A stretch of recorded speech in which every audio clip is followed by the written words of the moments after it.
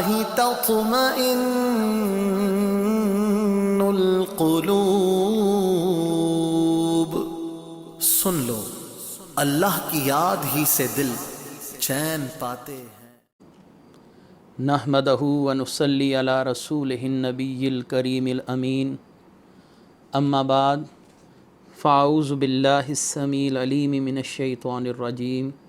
بسم اللہ الرحمن الرحیم۔ قال اللہ تبارک و تعالی فی القرآن الحکیم، ان اللہ وملائکتہ یصلون علی النبی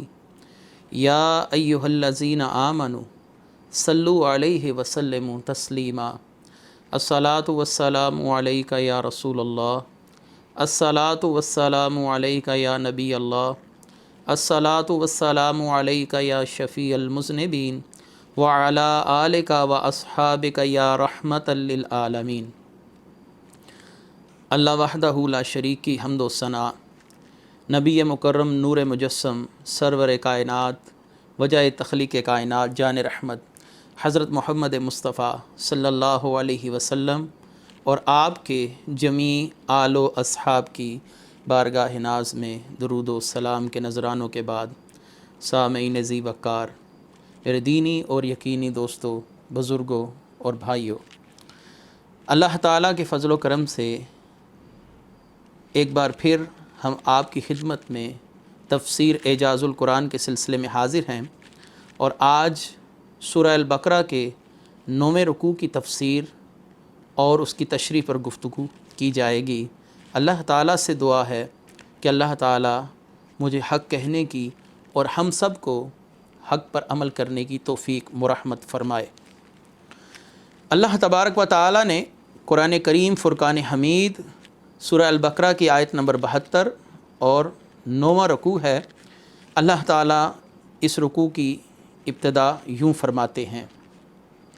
وَإِذْ قَتَلْتُمْ نَفْسًا فَادَّارَأْتُمْ فِيهَا وَاللَّهُ مُخْرِجٌ مَا كُنْتُمْ تَكْتُمُونَ فَقُلْنَا اضْرِبُوهُ بِبَعْضِهَا كَذَلِكَ يُحْيِي اللَّهُ الْمَوْتَى وَيُرِيكُمْ آيَاتِهِ لَعَلَّكُمْ تَعْقِلُونَ۔ اور جب ہم نے ایک جان مار ڈالی، جب تم نے ایک جان مار ڈالی تو پھر تم ایک دوسرے کو الزام دینے لگے، اور اللہ وہ چیز ظاہر کرنے والا تھا جو تم چھپاتے تھے۔ تو ہم نے کہا اس مقتول کو مارو، اس گائے کا کوئی حصہ، یوں ہی اللہ مردوں کو زندہ کرتا ہے اور تمہیں اپنی آیات دکھاتا ہے تاکہ تم عقل کرو۔ وَإِذْ قَتَلْتُمْ نَفْسًا، اس واقعے کی تفسیر پچھلے اسباق میں اور پچھلے دروس کے اندر گزر چکی ہے۔ تفصیلی طور پر ہم اس واقعے کو پہلے بیان کر چکے ہیں، اس میں بھی اسی واقعے کی طرف اشارہ ہے، اور نئے دیکھنے والے سامعین کے لیے اس واقعے کو اختصار کے ساتھ عرض کر دوں۔ ایک شخص نے دولت کے حصول کے لیے اپنے چچا زاد بھائی کا قتل کر دیا، اور بعد میں خود ہی مدعی بن کر سیدنا موسیٰ علیہ السلام کی بارگاہ میں پیش ہوا اور اس کے خون کے بدلے کا تقاضا کرنے لگا۔ تو اللہ تبارک و تعالیٰ نے بنی اسرائیل کو ایک حکم دیا کہ ایک گائے کو ذبح کر کر اس کے جسم کا ایک حصہ اس مردہ جسم کے ساتھ مس کیا جائے، یعنی اس مردہ انسان کے جسم کے ساتھ مس کیا جائے تو وہ انسان اٹھ کر بیٹھ جائے گا اور اپنے قاتل کا نام بتا دے گا۔ اس آیت کی ابتدا بھی اسی واقعے کے ساتھ متصل ہے کہ جب تم نے ایک جان مار ڈالی، تم سے مراد وہی شخص جو یہودیوں میں شور شرابہ کرنے میں مشغول تھا اور سیدنا موسیٰ علیہ السلام سے قصاص طلب کر رہا تھا کہ مجھے قرار واقعی سزا ان لوگوں کو دی جانی چاہیے، مجھے ان لوگوں سے بدلہ درکار ہے جنہوں نے میرے چچا زاد بھائی کا قتل کیا۔ تو اللہ تعالیٰ نے فرمایا وَإِذْ قَتَلْتُمْ نَفْسًا فَادَّارَأْتُمْ فِيهَا، تو اس میں خطاب پوری جماعت سے اس لیے کیا گیا، بنی اسرائیل سے، کیونکہ قتل انہی لوگوں میں ہوا تھا۔ اور فَادَّارَأْتُمْ فِيهَا، جب تم ایک دوسرے سے لڑ رہے تھے تو اس کا معنی یہ ہوتا ہے تم آپس میں اختلاف کر رہے تھے، لڑ رہے تھے، اور چونکہ آپس میں اس مسئلے پر ان لوگوں میں کافی اختلاف تھا اور ایک دوسرے پر الزامات دھرے جا رہے تھے، تو اس طرف اشارہ کیا تو اللہ تعالیٰ نے اس چھپے ہوئے امر کو ظاہر فرمایا اور اس راز کو ظاہر کر دیا کہ قاتل کون ہے۔ فَقُلْ نَضْرِبُوهُ بِبَعْضِهَا، تو ہم نے کہا اس مقتول کو مارو اس گائے کا کوئی حصہ۔ اس گائے کے سلسلے سے کے حوالے سے بھی ہم پہلے دروس کے اندر گفتگو کر چکے ہیں۔ یہ گائے ایک یتیم بچے کی تھی اور وہ اپنی والدہ کا فرما بردار بچہ تھا۔ اللہ تعالیٰ نے اس کی گائے کی حفاظت فرمائی۔ جب وہ صاحب عقل ہوا تو اس کی گائے کو اس کی طرف لوٹا دیا گیا، جیسا کہ ہم پچھلے دروس کے اندر تفصیلی طور پر بیان کر چکے ہیں۔ وہ شرائط جو اللہ تبارک و تعالیٰ نے اس گائے کے لیے بیان فرمائی تھیں وہ اس مخصوص گائے میں پائی جاتی تھیں جس کا میں نے ابھی ذکر کیا۔ اس گائے کو ایک بہت بڑی قیمت پر حاصل کیا گیا اور پھر اس گائے کے جسم کا ایک حصہ اس کو ذبح کرنے کے بعد، اس کی قربانی کے بعد، اس کے جسم کا ایک حصہ اس مردہ جسم کے ساتھ جس کو قتل کیا گیا تھا، مقتول کے جسم کے ساتھ مس کیا گیا، تو اللہ تعالیٰ نے اس میں کچھ دیر کے لیے زندگی پیدا فرما دی۔ یہ اشارہ ہے کذالک یحیی اللہ الموتیٰ، یوں ہی اللہ مردوں کو زندہ کرتا ہے، وَیُرِیکُمْ آیاتہ لعلکم تعقلون۔ اس واقعے میں کئی حکمتیں ہیں کہ اللہ تبارک و تعالیٰ نے ایک تو ان کو ان کی نظروں کے سامنے ہی مشاہدہ کروایا کہ اللہ تعالیٰ مردوں کو کیسے زندہ کرتا ہے، اور دوسرا یہاں پر اگر یہ سوال ذہنوں میں جنم لے کہ پھر گائے ہی کی قربانی اور گائے ہی کے معاملے کو کیوں پیش نظر رکھا گیا اور گائے ہی کی قربانی کا حکم کیوں دیا گیا، تو علامہ خازن رحمۃ اللہ علیہ گائے کی قربانی کے حوالے سے حکمتیں بیان فرماتے ہوئے لکھتے ہیں تفسیر الخازن کے اندر۔ وہ فرماتے ہیں کہ اس کا ایک فائدہ تو یہ تھا کہ اس گائے کے مالک کو بطور قیمت ایک بڑی رقم حاصل ہو، کیونکہ وہ اپنی والدہ کے اطاعت گزار تھا، اس میں اس کے ساتھ معاملہ خیر جو تھا وہ ہونا تھا، تو اللہ تعالیٰ نے اس مخصوص گائے کا حکم دیا۔ اور اگر گائے کے علاوہ بھی کوئی جانور تجویز کیا جاتا تو پھر اس پر بھی سوال ہو سکتا تھا کہ اللہ تعالیٰ نے یہ جانور ہی تجویز کیوں فرمایا یا اسی جانور کا حکم کیوں دیا، تو یہ سوالات کا لامتناہی سلسلہ تھا جو شروع ہو سکتا تھا۔ دوسرا، یہودیوں میں گائے کی قربانی کو ایک عظیم قربانی سمجھا جاتا تھا۔ ممکنہ طور پر اس لیے بھی حکم دیا جا سکتا تھا کہ گائے کی قربانی کو ایک عظیم قربانی سمجھا جاتا ہے تو اللہ تعالیٰ نے گائے کی قربانی کا حکم دیا۔ یہاں پر دوسرا سوال جو ذہنوں میں پیدا ہو سکتا ہے وہ یہ کہ اللہ تبارک و تعالیٰ نے گائے کے جسم کا ٹکڑا میت کے جسم کے ساتھ مس کرنے کا حکم کیوں دیا؟ اللہ تعالیٰ تو اس کے علاوہ بھی زندہ کرنے پر قادر ہے، اور اللہ تبارک و تعالیٰ بغیر کسی سبب کے بھی کسی بھی جسم میں روح واپس لوٹا سکتا ہے، زندگی کے آثار پیدا کر سکتا ہے، تو پھر اللہ تعالیٰ نے گائے والا معاملہ ہی کیوں رکھا؟ تو اس جگہ پر ایک حکمت یہ بھی بیان کی جا سکتی ہے کہ اگر حضرت موسیٰ علیہ السلام کسی سبب کے بغیر اس مردے کو اٹھا کر بٹھا دیتے تو یہود و نصارہ جن کی عقلوں میں پہلے سے فطور تھا اور انبیاء علیہم السلام کی بے ادبی اور توہین ان کی زندگی کا ایک حصہ رہا ہے، اور انبیاء کو قتل کرنا اور شریعت مطہرہ پر اعتراضات کرنا، اللہ تبارک و تعالیٰ کی ذات پر اعتراضات کرنا، یہ ان لوگوں کے معاملات کا ایک عام حصہ تھا۔ تو اللہ تبارک و تعالیٰ نے گائے کا معاملہ اس لیے رکھا تاکہ اس ہیلے سے ان کا ذہن اس طرف منتقل ہو جائے کہ واقعی مردہ زندہ ہوا تھا، اس میں حضرت موسیٰ علیہ السلام نے کوئی طلسم یا کوئی ایسا معاملہ نہیں کیا، کیونکہ یہودیوں میں طلسم جو تھا یعنی جادو اور سحر، اس کا تصور بہت زیادہ پایا جاتا تھا۔ تو اللہ تبارک و تعالیٰ نے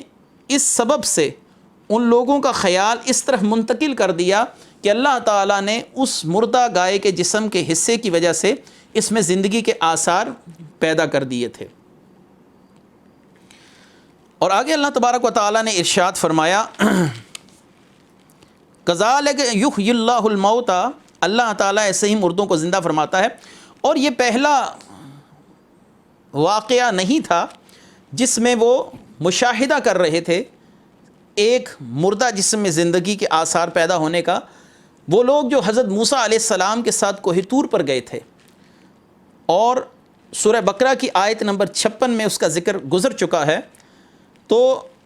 وہ بھی مرنے کے بعد دوسری زندگی کے ساتھ واپس لوٹے تھے. اللہ نے فرمایا تھا ثم بعثناکم من بعد موتکم لعلکم تشکرون، اور اللہ ایسے ہی مرنے کے بعد اللہ نے تمہیں زندہ کیا تاکہ تم اللہ کا شکر ادا کرو. اسی کے نظیر ہم سورہ بقرہ کی آیت نمبر 28 پر بھی گفتگو کر کے گزرے. کیف تکفرون باللہ وکنتم امواتا فاحیاکم ثم یمیتکم ثم یحییکم ثم الیہ ترجعون. تم اللہ کا انکار کیسے کر سکتے ہو جب کہ تم بے جان نطفہ تھے اور اس نے تمہیں زندہ کیا، پھر وہ تمہیں مارے گا، پھر زندہ کرے گا، پھر تم اسی کی طرف لوٹائے جاؤ گے. اور ایک مقام پر سیدنا ابراہیم علیہ السلام کا واقعہ جو سورہ البقرہ کی آیت نمبر 258 میں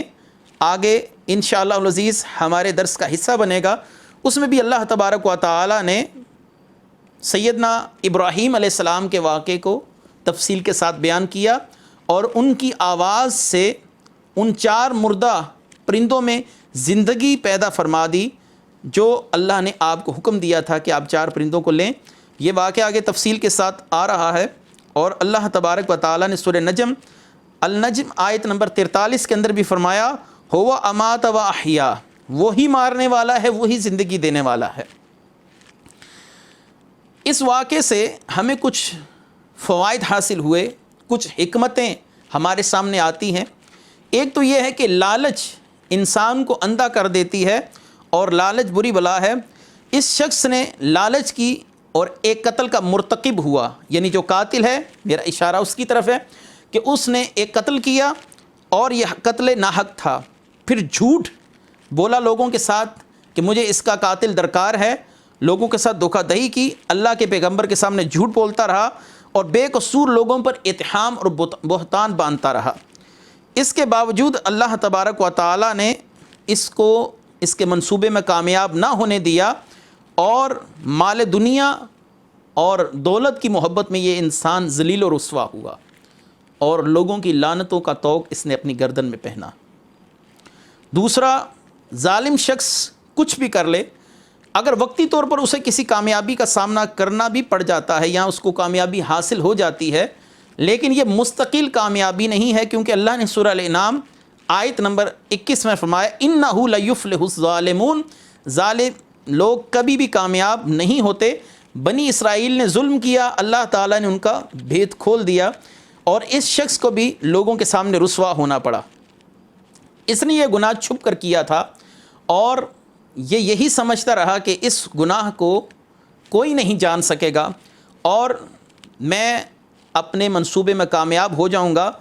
تو یاد رکھیے، گناہ اگر چھپ کر بھی کیا جائے تو اللہ تعالیٰ اس کے اثرات ظاہر فرما دیتا ہے. سیدنا ابو سعید خدری رضی اللہ تعالی عنہ آپ ارشاد فرماتے ہیں کہ نبی کریم صلی اللہ علیہ وآلہ وسلم نے ارشاد فرمایا، اگر تم میں سے کوئی شخص مضبوط پہاڑ میں چھپ کر گناہ کرے جس میں دروازہ نہ ہو اور نہ ہی سوراخ ہو، تو اس کا یہ عمل لوگوں تک ضرور پہنچے گا جب بھی پہنچے. یہ حدیث امام احمد بن حنبل نے اپنی مسند کے اندر روایت کی. یعنی اس کے گناہ کی نحوست اور اس کے گناہ کا وبال ظاہر ہو کر رہے گا، اگرچہ وہ لوگوں سے چھپ کر کہے. اور امام جلال الدین سیوطی رحمۃ اللہ علیہ آپ اپنی تفسیر در منصور کے اندر اسی سے ملتی جلتی سند ضعیف سے ایک حدیث نقل فرماتے ہیں، جس کو سیدنا انس بن مالک رضی اللہ تعالیٰ عنہ نے روایت کیا کہ نبی کریم صلی اللہ علیہ وسلم نے ارشاد فرمایا، مومن نہیں مرتا حتیٰ کہ اللہ تعالیٰ اس کے کانوں تک اس کی تعریف پہنچا دیتا ہے. یعنی اگر نیک عمل کرنے والا ہو تو اللہ تعالیٰ قبولیت عامہ لوگوں کے دلوں میں رکھ دیتا ہے، اور لوگوں کی زبانوں سے اس کے لیے ستائشی کلمات اور تعریفی کلمات اللہ تعالیٰ نکلواتا ہے. اور اگر کوئی شخص بند کمرے کے اندر اللہ تبارک و تعالیٰ سے خوف والا کوئی معاملہ کرتا ہے، اللہ سے ڈرتا ہے، تو اللہ تبارک و تعالی لوگوں میں اس کی یہ کیفیت بھی ظاہر فرما دیتا ہے. اور اگر فاجر شخص فسق و فجور کسی بند کمرے میں بھی کرتا ہے تو اللہ تبارک و تعالی اس کے فسق و فجور کو لوگوں میں ظاہر فرما دیتا ہے، حتیٰ کہ وہ فسق و فجور لوگوں کی زبان پر جاری ہو جاتا ہے. ایک شرعی مسئلہ بھی اسی ضمن میں سنتے چلیے کہ جو قاتل ہو اس کو مقتول کی وراثت کا حکم جو حصہ ہے وہ نہیں ملتا. یہی حکم شریعت محمدیہ میں بھی ہے. سیدنا ابو ہریرہ رضی اللہ تعالیٰ عنہ نے ارشاد فرمایا القاتل لا یارث، یہ ترمذی شریف کی حدیث ہے، قاتل مقتول کا وارث نہیں بنتا. قرآن کریم کی اس آیت کے تحت اس کے ضمن میں نے ترمذی شریف کی یہ حدیث بھی نقل کی کہ القاتل لا یارث، قاتل کبھی بھی مقتول کا وارث نہیں بنتا اگرچہ وہ اس کا کتنا ہی قریبی رشتہ دار کیوں نہ ہو. اور اس سارے واقعے میں ایک اور بھی حکمت جو ہماری نظروں سے گزرتی ہے اور غور و فکر کرنے سے ہمارے سامنے ظاہر ہوتی ہے. یہ گائے کا واقعہ ایک یتیم بچے کے ساتھ منسلک ہے، اور اس یتیم بچے کی اپنی والدہ کی اطاعت اور اپنی والدہ کی تابعداری یہ ایک مشہور معاملہ تھا. تو اللہ تبارک و تعالی نے، اور دوسرا اس بچے کا والد ایک نیک اور صالح انسان تھا، تو اللہ تعالیٰ نے اس کی گائے کو ضائع نہیں ہونے دیا. جب یہ بچہ حد بلوغت کو پہنچا اور صاحب عقل ہوا تو اللہ تعالیٰ نے اس کا مال اسی کی طرف لوٹا دیا. یہ بے عین ہی ویسی ہی صورتحال ہے جیسے سورہ الکہف کے اندر سیدنا خضر علیہ السلام نے سیدنا موسیٰ علیہ السلام سے کہا تھا کہ ہمیں چاہیے یہ دیوار کھڑی کر دیں. تو حضرت موسیٰ علیہ السلام نے اس دیوار کو کھڑا کرنے کا سبب پوچھا تھا، تو آپ نے فرمایا وَقَانَ أَبُوهُمَا صَالِحًا، کہ ان کا باپ نیک اور صالح شخص تھا. اس شخص کی نیکی اور اس شخص کے صالح ہونے کی وجہ سے اللہ تبارک و تعالی نے اس کی اولاد کے مال کی حفاظت فرمائی. تو یہاں پر بھی اس بچے کی جو گائے کی حفاظت اللہ تبارک و تعالی کی طرف سے خصوصی طور پر کی گئی، اس کی بڑی وجہ یہی تھی کہ اس بچے کا جو والد تھا وہ ایک صالح انسان تھا، جیسا کہ مفسرین کرام نے اپنی تفاسیر کے اندر لکھا. اگلی آیت مبارکہ آیت نمبر 74 ثم قست قلوبکم من بعد ذلك فهي كالحجارة او اشد قسوة وان من الحجارة لما يتفجر منه الانهار وان منها لما يشقق فيخرج منه الماء وان منها لما يحبط من خشية الله وما الله بغافل عما تعملون. پھر تمہارے دل، یعنی اس قدر معجزات دیکھ کر بھی تمہارے دل اس کے بعد بھی سخت ہو گئے تو وہ پتھروں کی طرح ہیں یا اس سے بھی سخت تر. جبکہ بعض پتھر وہ ہیں کہ ان سے ندیاں پھوٹ پڑتی ہیں، اور کچھ وہ ہیں جو پھٹ جاتے ہیں تو ان سے پانی نکل آتا ہے، اور کچھ پتھر وہ ہیں جو گر پڑتے ہیں اللہ کے خوف سے، اور اللہ تعالیٰ تمہارے اعمال سے غافل نہیں. یہاں پر یہودیوں کی فطرت اور یہودیوں کا وہ پرانا مرض اس کی طرف اشارہ کیا گیا کہ ان کے دل پتھروں سے بھی زیادہ سخت ہیں. اس کی بڑی وجہ کیا رہی؟ انہوں نے من و سلویٰ کا نزول دیکھا، اور دور موسیٰ علیہ السلام میں سمندر کا پھٹ جانا ان کا مشاہدہ تھا، اور پتھر سے 12 چشمے ابلنا یہ بھی ان کے مشاہدے کی بات تھی، اور بادل کا سایہ فگن رہنا ان لوگوں پر، اور طور پہاڑ کا اٹھایا جانا، اور سیدنا داؤد علیہ السلام کے معجزات، یعنی لوہا ان کے ہاتھ میں آ کر نرم پڑ جاتا تھا، اور دعائے حزقیل علیہ السلام کہ اللہ تعالیٰ نے ان کی دعا سے ہزاروں لوگوں کو دوبارہ زندہ کیا. تخت سلیمانی علیہ السلام، سیدنا سلیمان علیہ السلام کے تخت کا واقعہ، سیدنا عیسیٰ علیہ السلام کا مردوں کو زندہ کر دینا، اور مٹی کے پرندوں کا زندہ جانور بن کر اڑ جانا، اور مادرزاد اندھوں کا صحیح ہو جانا، یہ تمام معجزات جو تسلسل سے انبیاء علیہم السلام سے ان لوگوں نے دیکھے تھے، اس کے باوجود یہ اللہ کی نافرمانیوں سے باز نہ آئے، اور ان رسولوں کی رسالت اور ان نبیوں کی نبوت پر کامل طریقے سے انہوں نے ایمان نہ لایا. تو اللہ تعالیٰ نے فرمایا اس قدر معجزات دیکھ کر بھی تمہارے دل نہیں پگھلے۔ یہاں پر ایک سوال یہ ضرور اٹھ سکتا ہے کہ اللہ تعالیٰ نے یہاں پر تشبیہ پتھروں کے ساتھ کیوں دی، لوہے کے ساتھ تشبیہ کیوں نہ دی گئی؟ تو اس کی وجہ یہ ہے کہ پتھر آگ میں بھی جا کر نہیں پگھلتا، لوہا ایک حالت میں آ کر پگھل جاتا ہے اور وہ بہنے والی صورتحال کے اندر آ جاتا ہے۔ اس قدر عظیم معجزات دیکھ کر بھی یہود ان چیزوں کے عادی بن گئے تھے، اور معجزات دیکھ کر بھی ان کے دل اللہ کے خوف سے لرزتے نہیں تھے۔ اللہ تبارک و تعالیٰ نے سورہ حدید آیت نمبر 16 میں اہل ایمان نبی کریم صلی اللہ علیہ وآلہ وسلم کی امت کا ایک خصوصی وصف بیان فرمایا، کیا ایمان والوں کے لیے ابھی وقت نہیں آیا کہ ان کے دل ذکر الہی سے اور اللہ کے نازل کردہ کلام کی برکت سے ڈر جائیں؟ اور ایک جگہ پر اللہ تبارک و تعالیٰ نے اہل ایمان کے لیے فرمایا کہ قرآن سنتے ہیں تو ان کے جسم کے رونگٹے کھڑے ہو جاتے ہیں اللہ کے خوف سے۔ تو اللہ تعالیٰ نے یہاں پر یہود کو شرم دلائی ہے کہ اے ظالم، تم تو سنگ دلی میں پتھروں سے بھی آگے بڑھ گئے، کیونکہ پتھروں میں پھر کچھ شعور ہے، ادراک ہے۔ وہ سورہ حشر کے اندر اللہ تبارک و تعالیٰ نے فرمایا لو انزلنا ھذا القرآن علی جبل لرأیتہ خاشعا متصدعا من خشیۃ اللہ۔ سورہ حشر آیت نمبر 21 میں اللہ تعالیٰ نے فرمایا کہ اگر یہ قرآن کریم اور یہ وحی الہی ہم پہاڑوں پر بھی نازل کرتے تو وہ بھی اللہ کے خوف سے ریزہ ریزہ ہو جاتی،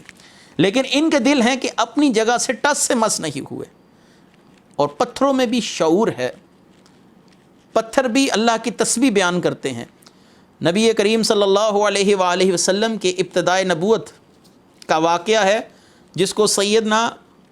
مولا علی مشکل کشا کرم اللہ وجہہ الکریم نے روایت کیا۔ حضرت علی فرماتے ہیں کہ میں نبی کریم صلی اللہ علیہ وسلم کے ساتھ مکے میں تھا، اور مکے کے کسی علاقے میں نکلے تو جو پہاڑ اور جو درخت نبی کریم صلی اللہ علیہ وآلہ وسلم کے سامنے آیا وہ یہی کہہ رہا تھا السلام علیکہ یا رسول اللہ، یعنی پتھروں کو بھی نبیوں کی معرفت حاصل ہے، نبیوں پر سلام پڑھتے ہیں، نبیوں کا ادب کرتے ہیں۔ لیکن یہ قوم ایسی قوم ہے کہ نبیوں سے معجزات دیکھ کر بھی انہوں نے نبیوں کو قتل کیا، نبیوں کی نافرمانیوں کے مرتکب ہوئے۔ ایسے ہی سیدنا جابر بن سمرہ رضی اللہ تعالیٰ عنہ سے روایت ہے،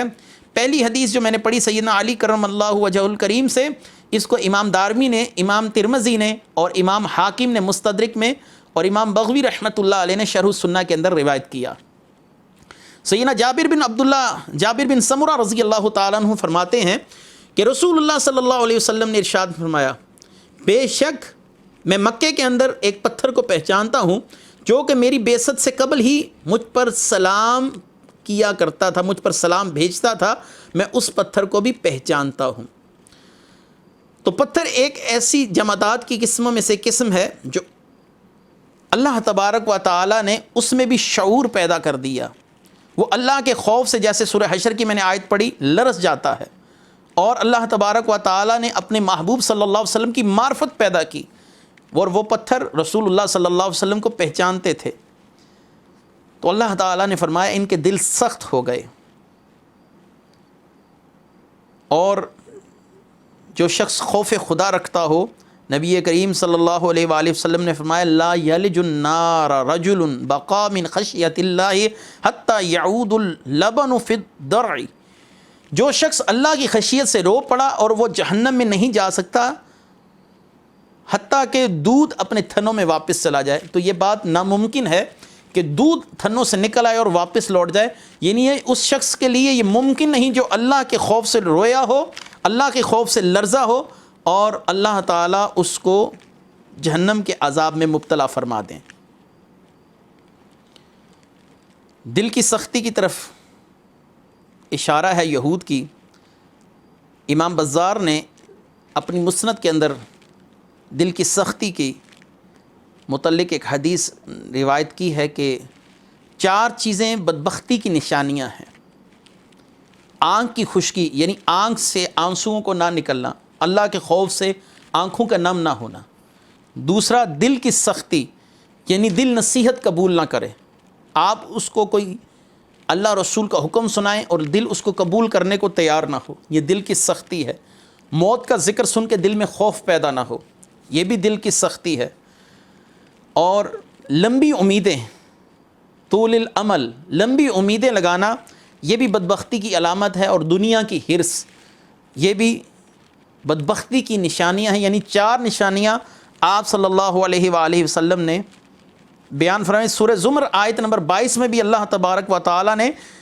ان لوگوں کی سختی دل کا ذکر فرما کے فرمایا اولئک فی ضلال مبین، یہ لوگ کھلی گمراہی میں ہیں جن کے دل اتنے سخت ہو چکے ہیں کہ کوئی نصیحت قبول نہیں کرتے۔ معجزات دیکھ کر بھی انہوں نے نصیحت قبول نہ کی، انبیاء علیہم السلام کو اپنی آنکھوں کے سامنے پایا اور ان سے دین کی تعلیمات براہ راست حاصل کی، اور نبی کریم صلی اللہ علیہ وآلہ وسلم کی بشارتیں یہ اپنی انبیاء سنتے رہے تھے۔ اس کے باوجود نبی کریم صلی اللہ علیہ وسلم کی علامات دیکھ کر بھی آپ صلی اللہ علیہ وسلم کی رسالت اور نبوت کا اقرار نہ کیا، بلکہ حسد کی آگ میں جلتے رہے۔ اللہ تبارک و تعالی نے فرمایا کہ میرے محبوب کی پہچان وہ تو پتھروں کو بھی ہے۔ آپ صلی اللہ علیہ وآلہ وسلم نے ایک دفعہ فرمایا احد مجھ سے محبت کرتا ہے اور میں احد سے محبت کرتا ہوں۔ آگے اللہ تبارک و تعالی نے ارشاد فرمایا افتطمعون ان یؤمنوا لکم وقد کان فریق منہم یسمعون کلام اللہ ثم یحرفونہ من بعد ما عقلوہ وما یعلمون، اور اے مسلمانوں کیا تم اب بھی امید رکھتے ہو کہ یہ یہود تمہاری بات مانیں گے جبکہ کچھ لوگ ان میں سے اللہ کا کلام سنتے ہیں پھر اسے بدل دیتے ہیں بعد ازاں کہ اسے سمجھ لیا اور وہ جانتے ہیں، یعنی وہ یہ جانتے ہیں کتنا بڑا گناہ ہے۔ افتطمعون ان یؤمنوا لکم، نبی کریم صلی اللہ علیہ وسلم اور صحابہ کرام یہ شدید حرص رکھتے تھے کہ لوگ جہنم کی گہرائیوں میں مت جائیں۔ نبی کریم صلی اللہ علیہ وآلہ وسلم رؤوف الرحیم تھے، رحمت للعالمین تھے۔ آپ انتہائی حرص رکھتے تھے کہ یہود اپنی اس ہٹ درمی سے باز آئیں اور دین اسلام میں داخل ہو جائیں۔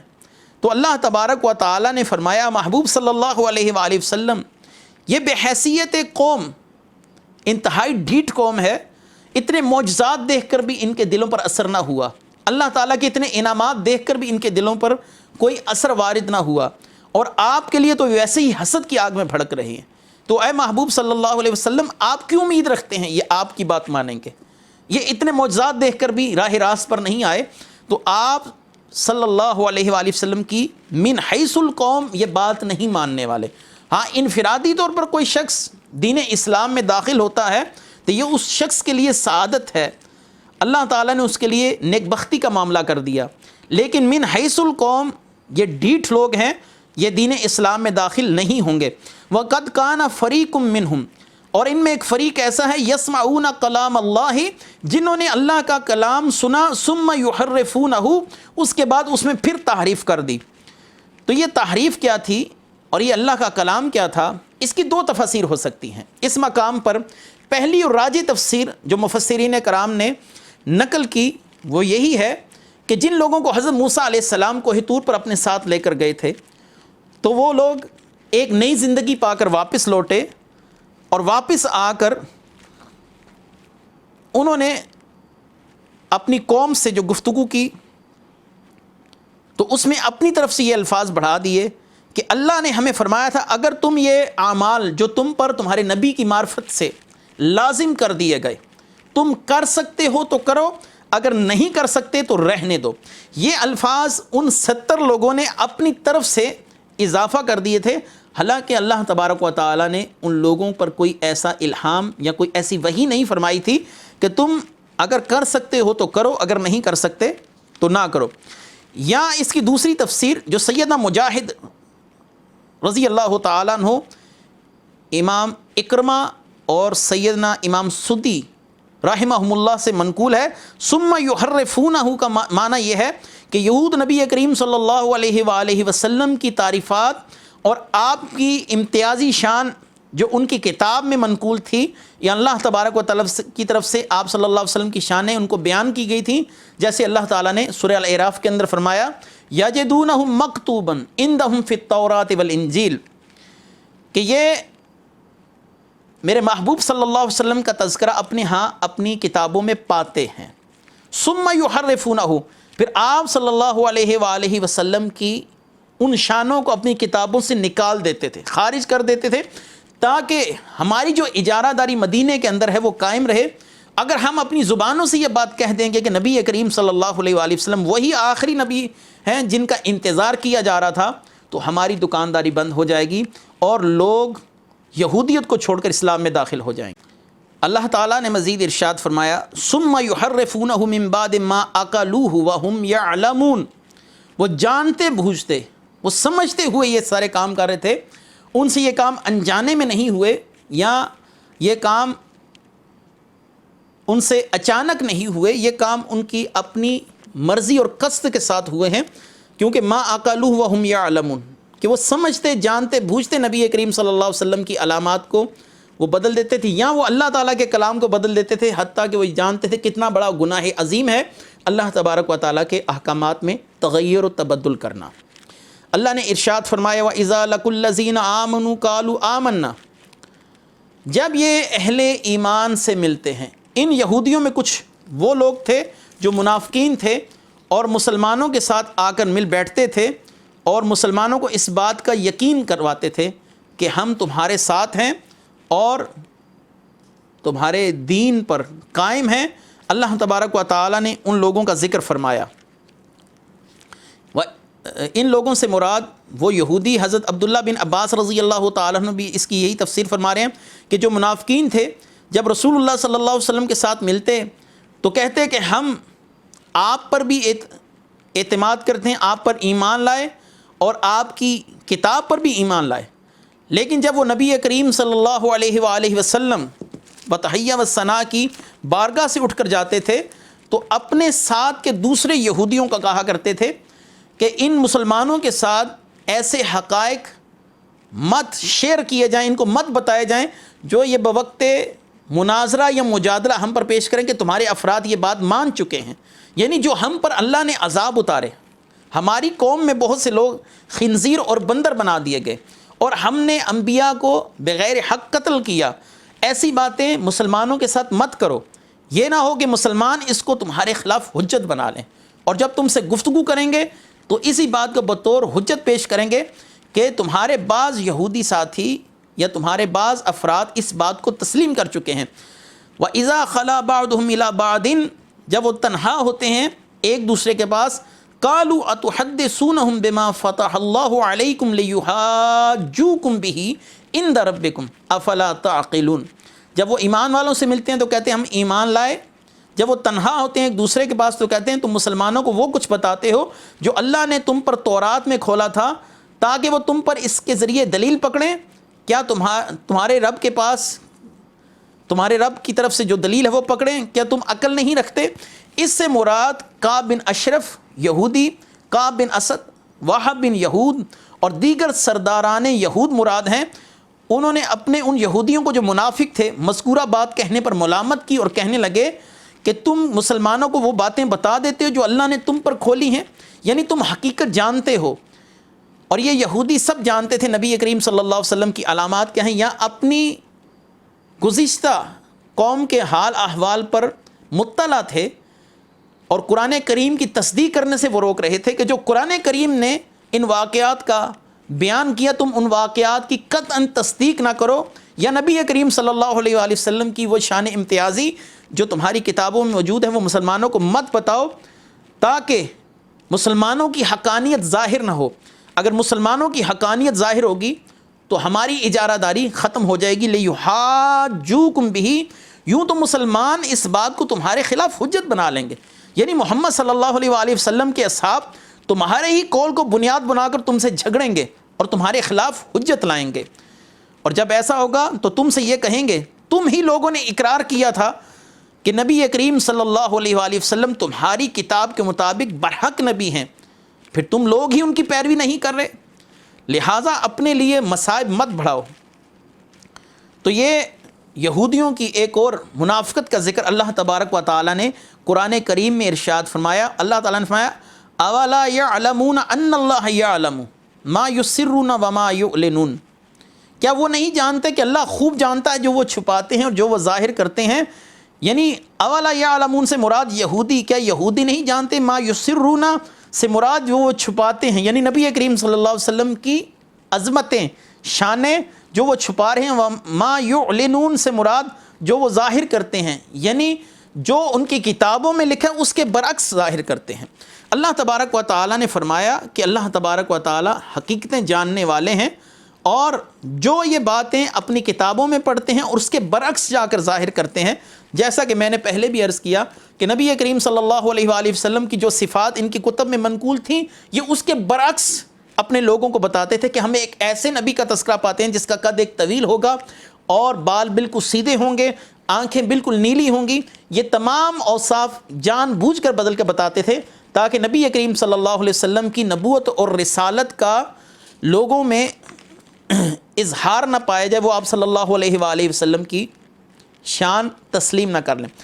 اس آیت کی ابتدا اللہ تبارک و تعالیٰ نے افتطمعون، اے مسلمانوں کیا تم اس بات کے حریص ہو، یا اے نبی کیا آپ اس بات پر حرص رکھتے ہو کہ یہ یہودی مسلمان ہو جائیں؟ تو یہ نہیں ہوں گے، کیونکہ انہوں نے اتنی حقیقتیں اپنی آنکھوں سے دیکھی، اس کے باوجود ان پر اثر نہیں پڑا۔ تو یہاں پر ایک بات جو قابل غور ہے وہ یہ ہے کہ اللہ تبارک و تعالیٰ نے یہ نہیں فرمایا کہ اے محبوب صلی اللہ علیہ وسلم اب آپ ان سے تبلیغ والا معاملہ نہ کیجئے، آپ اپنی تبلیغ روک دیجئے۔ تبلیغ کرنا حجت اتمام کے لیے ہے، اگرچہ آپ کے علم میں یہ بات ہو یہ شخص ایمان نہیں لائے گا، لیکن حجت اتمام کرنے کے لیے اس تک دین کا پیغام پہنچانا ضروری ہے۔ ادعو الی سبیل ربک بالحکمۃ والموعظۃ الحسنہ، اللہ تبارک و تعالیٰ نے فرمایا کہ لوگوں کو بلاؤ اپنے رب کے راستے کی طرف حکمت کے ساتھ، اچھے طریقے کے ساتھ۔ یعنی یہ نہیں کہا کہ آپ تبلیغ روک دیں، بلکہ ان لوگوں کی ہٹ درمی بتاتے ہوئے آپ صلی اللہ علیہ وآلہ وسلم کو تسلی و تشفیع دی گئی کہ آپ صلی اللہ علیہ وسلم ان سے امید نہ رکھیں، لیکن یہ نہیں فرمایا گیا کہ آپ تبلیغ نہ کریں۔ تو تبلیغ کرنا ایک اہم فریضہ ہے جو باقی رہے گا۔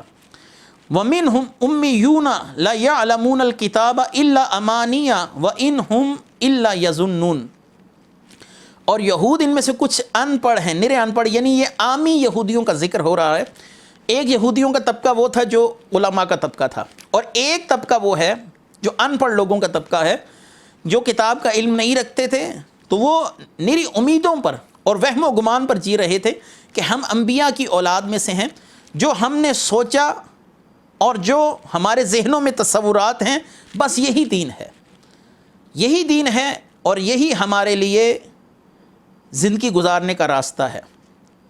اللہ تبارک و تعالیٰ نے فرمایا فَوَيْلٌ لِّلَّذِينَ يَكْتُبُونَ الْكِتَابَ بِأَيْدِيهِمْ، تو ہلاکت ہے ان لوگوں کے لیے جو اپنے ہاتھ سے کتاب میں لکھتے ہیں پھر کہتے ہیں ثُمَّ يَقُولُونَ هَٰذَا مِنْ عِندِ اللَّهِ لِيَشْتَرُوا بِهِ ثَمَنًا قَلِيلًا، یہ یہودی اپنے ہاتھ سے اللہ کے احکام میں تغیر و تبدل کرتے ہیں اور لوگوں کو، عام لوگوں کو کہتے ہیں یہ اللہ کی طرف سے ہے۔ تو اس سے ثابت ہوا کہ یہودیوں کی ایک بہت بڑی بددیانتی کہ وہ اللہ تعالیٰ کا نام لے کر بھی جھوٹ بولنے سے اجتناب نہیں کرتے تھے۔ نبی کریم صلی اللہ علیہ وآلہ وسلم نے ارشاد فرمایا کہ جس شخص نے میرا نام لے کر جھوٹ بولا وہ شخص اپنا ٹھکانہ جہنم میں بنائے۔ تو جو اللہ تعالیٰ کا نام لے کر جھوٹ بولے وہ کتنا بڑا گناہ گار ہوگا، اور کتنی بڑی شومی قسمت ہے، بدقسمتی ایسے شخص کے لیے جو اللہ کا نام لے کر جھوٹ بولے اور کہے یقولون ثم یقولون ھذا من عند اللہ، یہ اللہ کی طرف سے ہے۔ اسی تناظر میں ان نبوت کا دعویٰ کرنے والوں کی طرف بھی میں اپنی گفتگو کو لیے چلتا ہوں، جنہوں نے خود ساختہ طور پر نبی ہونے کا دعویٰ کیا اور کہا کہ ہمیں اللہ کی طرف سے وحی آئے۔ تو یہ بعین ہی وہی صورتحال ہے یہودیوں والی کہ اپنی طرف سے ایک بات کو لکھ دینا، اپنی طرف سے ایک بات بنا لینا اور کہنا ثم یقولون ھذا من عند اللہ، یہ اللہ کی طرف سے ہے۔ تو بعین ہی یہی معاملہ قادیانیت کا بھی ہے اور ان لوگوں کا بھی ہے جنہوں نے ماضی میں دعوی نبوت کیا اور اس کا انتصاب، یعنی وہی ہم پر آئی، اللہ نے ہمیں یہ حکم دیا، اللہ نے یہ حکم دیا، حالانکہ یہ بات بدیہات سے ہے، یہ بات واضح ہے اور اس بات میں کسی قسم کا کوئی اشکال نہیں ہے کہ نبی کریم صلی اللہ علیہ وآلہ وسلم آخری نبی ہیں، اب آپ کے بعد وحی احکام نازل نہیں ہوگی اور کسی قسم کی وحی اللہ تبارک و تعالی نازل نہیں فرمائیں گے۔ لِيَشْتَرُوا بِهِ ثَمَنًا قَلِيلًا، تاکہ تھوڑا سا مال کمائیں، اپنے لوگوں کی منشا کے مطابق ان کو فتوے دیں اور ان سے دنیاوی مال و دولت کمائیں۔ یہ اللہ تبارک و تعالی نے یہودیوں کی ایک بے حیائی کا ذکر کیا کہ یہ اللہ تعالیٰ کا نام لے کر بھی جھوٹ بولنے سے باز نہیں آتے، تو یہاں پر لفظ ہے فویل لہم، فویل للذین یکتبون الکتاب بایدیہم، یہ اپنے ہاتھ سے کتاب میں لکھ دیتے ہیں۔ اس سے ایک تفسیر مراد یہ بھی ہے کہ میرے محبوب صلی اللہ علیہ وسلم کے اوصاف چھپا کر دوسرے اوصاف بیان کر دیتے ہیں، یعنی یہ محبوب صلی اللہ علیہ وسلم لمبے قد والے ہوں گے، نیلی آنکھوں والے ہوں گے، سیدھے بالوں والے ہوں گے، حالانکہ ان کی کتابوں میں لکھا تھا کہ وہ نبی خوبصورت آنکھیں، کشادہ چشم، میانہ قد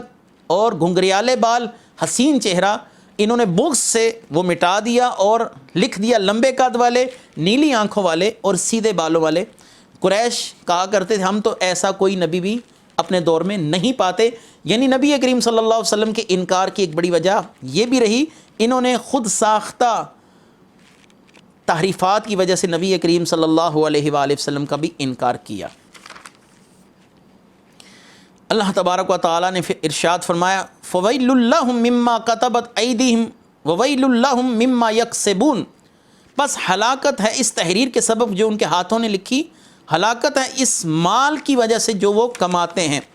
فویل لہم، ویل اصل میں عربی زبان کا لفظ ہے، اس کا مطلب ہلاکت بھی ہے اور ایک جہنم کی وادی بھی ہے۔ حدیث مبارکہ میں موجود ہے جو ابن حبان نے اپنی صحیح میں روایت کی اور ابو یعلا نے مسند میں روایت کی کہ نبی کریم صلی اللہ علیہ وآلہ وسلم نے فرمایا ویل جہنم کی ایک وادی ہے جس میں کافروں کو پھینکا جائے گا، اللہ کے نافرمانوں کو پھینکا جائے گا اور 40 برس تک وہ اس کی تہ میں جا کر گریں گے، یعنی اس کی گہرائی اتنی ہے کہ اگر اوپر سے پھینکنے والی چیز کو پھینکا جائے تو اس کو اس کی تہ تک پہنچتے ہوئے 40 سال لگ جائیں گے، یعنی اللہ نے ان کے لیے شدید عذاب کی وعید سنا دی۔ آگے پھر ان کا ایک اور قول نقل فرمایا وَقَالُوا لَن تَمَسَّنَا النَّارُ إِلَّا أَيَّامًا مَعْدُودَاتًا، ایام معدودات، ہمیں آگ نہیں چھوئے گی مگر چند مخصوص دن، چند دن۔ یہودیوں کا نظریہ یہ تھا کہ ہم جہنم میں نہیں جائیں گے کیونکہ ہم انبیاء کے بیٹے ہیں، ہم انبیاء کی اولاد میں سے ہیں، اور دوسرا ہم اللہ کے محبوب ہیں، ہاں ہمیں 40 دن بس جہنم کی آگ میں جلنا پڑے گا جو ہم نے بچھڑے کی عبادت کی۔ اللہ تبارک و تعالیٰ نے فرمایا قُلْ اتخذتم عند اللہ عہدا فلن یخلف اللہ عہدہ، ہاں اللہ کے ہاں کوئی عہد لے رکھا ہے، یعنی اللہ نے تم سے کوئی وعدہ فرما رکھا ہے کہ وہ 40 دن تمہیں جہنم کی آگ میں جھونکے گا اور اس کے بعد تمہیں وہ جنت میں بھیج دے گا۔ کیا تم نے اللہ تعالیٰ سے کوئی ایسا عہد لے رکھا ہے، یا اللہ نے تم سے کوئی وعدہ فرمایا، یا تمہارے کسی نبی کی معرفت تم سے بات کی؟ اللہ اپنے عہد کی مخالفت نہیں کرتا، ایسا کوئی عہد نہیں کیا گیا۔ تمہیں جہنم میں اپنے اعمال کے درجات کے تفاوت کی وجہ سے جتنا جتنا تم نے گناہ کیا اتنا تمہیں جلنا پڑے گا، اور یہ 40 دن کی جو سوچ ہے یہ غلط ہے۔ تمہارے گناہوں کا وبال ممکن ہے تمہیں ساری زندگی جہنم کے اندر رکھے، کیونکہ فلن یخلف اللہ عہدہ، اللہ اپنے وعدے کے خلاف نہیں کرتا۔ ام تقولون علی اللہ ما لا تعلمون، تم اللہ کی طرف ایسی باتیں کرتے ہو جن کی تمہیں تحقیق نہیں، یا جن باتوں کو تم نہیں جانتے، خود ساختہ بات، خود سے ایک بات کر دینا۔ اس کا یہ مطلب نہیں کہ رسول اللہ صلی اللہ علیہ وسلم، انبیاء علیہم السلام اور اولیاء کرام اور علماء کرام اللہ کی بارگاہ میں شفاعت نہیں کریں گے، ان کو اللہ تعالیٰ اذن عطا فرمائے گا۔ اس اذن کا ذکر نبی کریم صلی اللہ علیہ وآلہ وسلم نے متعدد احادیث میں کیا، اور ہمارے گزشتہ دروس میں ایک دروس میں عقیدہ شفاعت پر بڑی سیر حاصل گفتگو کی گئی، اور احادیث مبارکہ باقاعدہ ریفرنس کے ساتھ عربی متن کے ساتھ پڑھی گئیں تاکہ سننے والوں پر یہ عقیدہ واضح ہو جائے کہ شفاعت کا عقیدہ برحق ہے، لیکن ان لوگوں کو اذن دیا جائے گا جن سے اللہ تبارک و تعالیٰ کا کوئی تعلق محبوبیت ہوگا، جن کو وہ محبوب رکھتا ہوگا، جن کے ساتھ اللہ تبارک و تعالیٰ کا کوئی وجاہت والا معاملہ ہوگا کہ اللہ کی بارگاہ میں وجی ہوں گے۔ بلا من قصب سیئات واحاطت به خطیئته فاولئک اصحاب النار، کیوں نہیں جو شخص بھی برائی کا پیشہ اپنائے، یعنی برائی کا کام کرے، اسے اس کا گناہ اپنی لپیٹ میں لے لے، تو یہی لوگ جہنمی ہیں۔ انسان اپنے گناہوں کے مطابق جہنم کی آگ میں جھونکا جائے گا۔ یہاں پر ایک عامی قاعدہ بیان کر دیا گیا، یعنی ان کی خوش فہمی کو ختم کر دیا گیا کہ تمہیں یہ جو خوش فہمی ہے، ہم جتنے مرضی گناہ کر لیں، ہم سے کوئی پوچھ گچھ نہیں، ہم سے سوال کرنے والا کوئی معاملہ نہیں۔ نبی کریم صلی اللہ علیہ وآلہ وسلم نے اپنی ساری زندگی صحابہ اکرام کو عمل صالح کی ترغیب دی۔ یہ نیک عمل کرو گے تو اتنا اجر پاؤ گے، والدین کی اطاعت کرو اور نمازیں اپنے وقت پر پڑھو، جہاد کرو، اپنے عہدوں کو پورا کرو، ان کے متعلق سوال کیا جائے گا۔ آپ صلی اللہ علیہ وآلہ وسلم کی تربیت میں یہ بات شامل رہی کہ آپ نے کبھی بھی یہ نہیں کہا کہ تم سے شریعت کا حکم اٹھا لیا گیا، تم نمازیں چھوڑ دو، تم عہد توڑ دو، اللہ تعالیٰ میری نسبت کی وجہ سے تمہیں چھوڑ دے گا، کیونکہ اس طرح معاشروں میں بگاڑ پیدا ہوتا ہے، حقوق اللہ بھی تلف ہو جاتے ہیں، حقوق العباد بھی تلف ہوتے ہیں۔ تو یہودیوں کے معاملات میں جو بگاڑ تھا، معاشرے میں جو بگاڑ تھا، وہ صرف اس سوچ کی وجہ سے تھا کہ ہم اللہ کے قریبی ہیں، ہم انبیاء کی اولاد میں سے ہیں۔ آج بھی اگر کوئی شخص یہ سوچتا ہے کہ میں فلاں نبی کی اولاد سے ہوں یا میرا تعلق اتنے عظیم خاندان اور اتنے عظیم گھرانے سے ہے، تو اس سے بھی قلم نہیں اٹھایا گیا۔ مولا علی مشکل کشا ہوں، سیدنا ابو بکر صدیق جن کا تعلق نبی کریم صلی اللہ علیہ وآلہ وسلم سے سسر والا تعلق تھا، حضرت عمر فاروق رضی اللہ تعالیٰ عنہ کا تعلق نبی کریم صلی اللہ علیہ وسلم سے انتہائی قریبی تعلق تھا، ان کا تعلق بھی سسر والا تعلق تھا۔ مولا علی مشکل کشا سے آپ صلی اللہ علیہ وسلم کا تعلق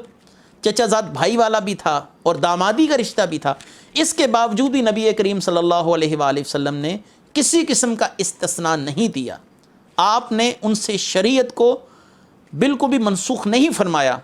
وہ شریعت پر اسی طرح اپنی زندگی کی آخری سانس تک عمل پیرا رہے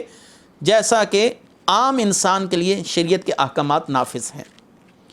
شریعت کے اندر کوئی درجہ بندی نہیں۔ ہاں، اللہ تعالیٰ نے فرمایا ان اکرمکم عند اللہ اتقاکم، تم میں اللہ کی بارگاہ میں سب سے قریبی وہی ہے جو صاحب تقوی ہے۔ فاولئک اصحاب النار، بس اس خوش فہمی کو ختم کیا گیا اور کہا گیا یہ جہنم میں جانے والے لوگ ہیں، ہم فیہا خالدون، اس میں ہمیشہ رہیں گے۔ والذین آمنوا وعملوا الصالحات، جو لوگ ایمان لائے، یہاں پر بات ختم نہیں کی گئی، یعنی ایمان لانے کے بعد عمل صالح کی بھی تلقین کر دی گئی۔ جیسا کہ میں نے پہلے عرض کیا کہ شریعت کا نفوذ ہر شخص پر برابر کا جاری و ساری ہے، کہ جو لوگ ایمان لائے اور نیک عمل کیے، کسی قبیلے سے تعلق ہو، کسی گھرانے سے تعلق ہو، کسی کنبے سے تعلق ہو، کسی جماعت سے تعلق ہو، اللہ تعالیٰ نے فرمایا یہ شرط ہے کہ ایمان بھی لاؤ اور عمل صالح بھی کرو، جیسا کہ سورہ عصر میں فرمایا والعصر ان الانسان لفی خسر، اور قسم ہے زمانے کی کہ انسان خسارے میں ہے، الا الذین آمنوا وعملوا الصالحات، لیکن جو ایمان لائے اور نیک عمل کرتے رہے۔ تو یہ جو لوگ آج کے دور میں مزارات پر مجاورت کر رہے ہیں، مجاور بن کر بیٹھے ہیں، نہ نماز پڑھنے کا ان کو کوئی سلیقہ، نہ نماز پڑھنا ان کی قسمت میں ہے، اور نہ غسل جنابت کا ان کو پتہ ہے، نہ غسل مسنونہ کا ان کو علم ہے، ایسے لوگ قطعاً اللہ کے ولی نہیں ہیں۔ سیدنا شیخ عبد القادر جیلانی رحمۃ اللہ علیہ نے فرمایا کہ اولیاء کرام دو پروں کے ساتھ اڑتے ہیں، ایک طریقت اور ایک شریعت ہے، دونوں سے کسی صورت بھی کسی کو نجات نہیں حاصل ہو سکتی۔ آپ زندگی کی آخری سانس تک شریعت محمدیہ کے پابند ہیں۔ اولئک اصحاب الجنت، یہی لوگ جنت میں جائیں گے، ہم فیہا خالدون، اور اس میں ہمیشہ رہیں گے۔ اللہ تبارک و تعالی ہمیں اعمال صالحہ کرنے کی توفیق مرحمت فرمائے۔ وآخر دعوانا الحمد للہ رب العالمین۔